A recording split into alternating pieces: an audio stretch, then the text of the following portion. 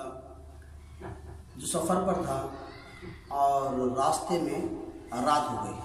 جب رات ہو گئی تو اس نے وہیں پہ خیمہ لگایا، کیونکہ اس کی گھر والی جو امید سے تھی، وہیں خیمہ لگایا اور خیمہ لگانے کے بعد وہاں بیٹھ گیا۔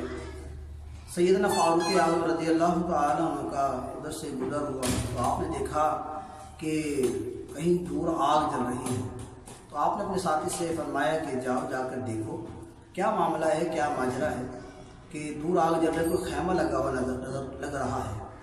وہ شخص وہاں گئے اور اس بدو سے پوچھا کہ کیا معاملہ ہے، کیا پریشانی، آپ نے یہاں خیمہ کیوں لگایا؟ لیکن اس بدو نے کوئی جواب نہ دیا، الٹا ناراض ہوا، تم کون ہوتے پوچھنے والے، جاؤ جاؤ اپنا کام کرو۔ وہ واپسی وہاں سے پلٹے اور سیدنا فاروق اعظم رضی اللہ تعالیٰ کی بارگاہ میں آئے اور فرمایا کہ وہ بدو تو سن ہی نہیں رہا اور ناراض ہو رہا ہے۔ تو پھر سیدنا فاروق اعظم رضی اللہ تعالیٰ اس کے پاس گئے اور کہا بدو کیا معاملہ ہے، کیا ماجرا ہے، کیا پریشانی ہے؟ کہا کہ میں سیدنا امیر المومنین سیدنا فاروق اعظم رضی اللہ تعالیٰ سے ملاقات کرنا چاہتا تھا، لیکن راستے میں رات ہو گئی تو میں نے خیمہ یہیں لگا لیا، اور کہا کہ اندر لکڑیاں جل رہی ہیں، کیا معاملہ ہے، آواز آ رہی ہے۔ کہا کہ میری گھر والی امید سے ہے اور مجھے یہی پریشانی ہے۔ تو سیدنا فاروق اعظم رضی اللہ تعالیٰ نے اس بدو سے فرمایا کہ ٹھیک ہے میں ابھی آتا ہوں۔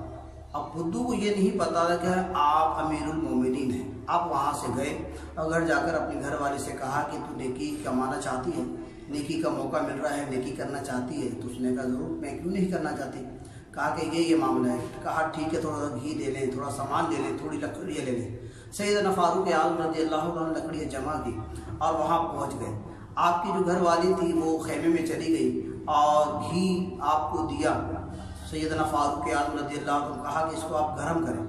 سیدنا فاروق اعظم رضی اللہ تعالیٰ کو آگ جلا رہے ہیں لکڑیوں سے اور تیل گرم کر رہے ہیں۔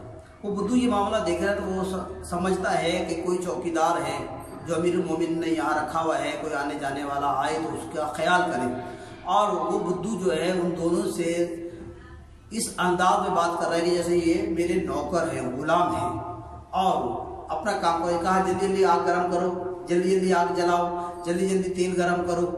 یہ معاملہ بدو کر رہا ہے اور فاروق اعظم رضی اللہ عنہ چپ کر کے اپنا کام کیے جا رہے ہیں۔ جب معاملہ ہوتا ہے تھوڑی دیر بعد کمرے سے آواز آتی ہے مبارک ہو تمہارے گھر میں ولادت ہو گئی۔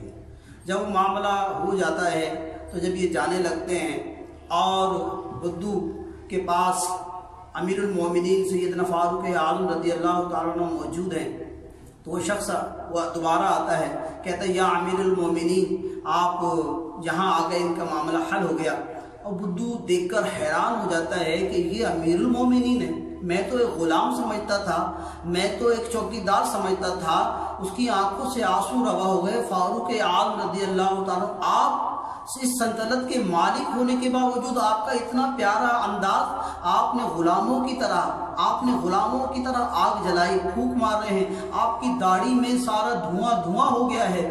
واہ کیا بات ہے! امیر المومنین کے آنسو نہ رکتے تھے بدو کے، اور کہنے لگا امیر المومنین آپ وہی امیر المومنین ہیں، آپ وہی ہیں جن کے لیے مولا مشکل کشا، جس کے لیے سیدنا صدیق اکبر رضی اللہ تعالی عنہ آپ کی شرافت اور آپ کا مقام بیان کرتے ہیں۔ آپ وہی فاروق اعظم رضی اللہ تعالی عنہ جو ایک کونسلر نہیں، ایک صوبے دار نہیں، ایک ناظم نہیں، ایک پوری سلطنت کا مالک سیدنا فاروق اعظم رضی اللہ تعالی عنہ، جن کو آقا علیہ الصلوۃ والسلام نے حیات مبارکہ ہی میں جنت کی بشارت سنا دی تھی۔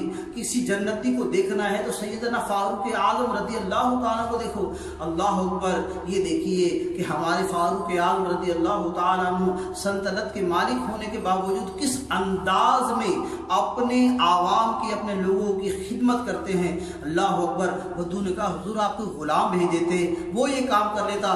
کہا تجھے پتہ نہیں تو آیا کہاں ہے؟ تجھے معلوم نہیں ہے تو پہنچا کہاں ہے؟ کہا کہ حضور کہاں؟ کہا یہ میرے آقا کا مدینہ ہے۔ آقا کے مدینوں میں امیروں کا استقبال نہیں بلکہ غریبوں کا استقبال کیا جاتا ہے، اور یہی آقا علیہ الصلوۃ والسلام کی تربیت تھی کہ مسلمانوں سے، غلاموں سے، غریبوں سے شفقت اور محبت کا انداز ہونا چاہیے۔ اللہ اکبر۔ سیدنا فاروق اعظم رضی اللہ تعالیٰ عنہ نے اپنے اس پیارے انداز سے، اپنے اس پیارے طریقہ کار سے ہمیں یہ بات سکھا دی کہ ہم غریبوں کے، یتیموں کے کام آنے والے بنے۔ آیا کہ ہمارے پاس عہدہ جو بھی ہو، مقام جو بھی ہو، لیکن جو غریبوں کے کام آتا ہے، میرے آقا علیہ الصلوۃ والسلام اس سے خوش ہوتے ہیں۔ اور سیدنا فاروق اعظم رضی اللہ تعالیٰ عنہ نے بدو کی خدمت کی، جبکہ اس بدو نے بولا کیا آپ کی اس گھر والی نے آج سے پہلے یہ کام کیا ہے؟ کہا مجھے معلوم نہیں۔ کیا آپ نے کبھی یہ پہلے آگ جلائی ہے، اس انداز میں کام کیا ہے؟ کہا اللہ تبارک و تعالیٰ مجھ سے کام لیتا رہے۔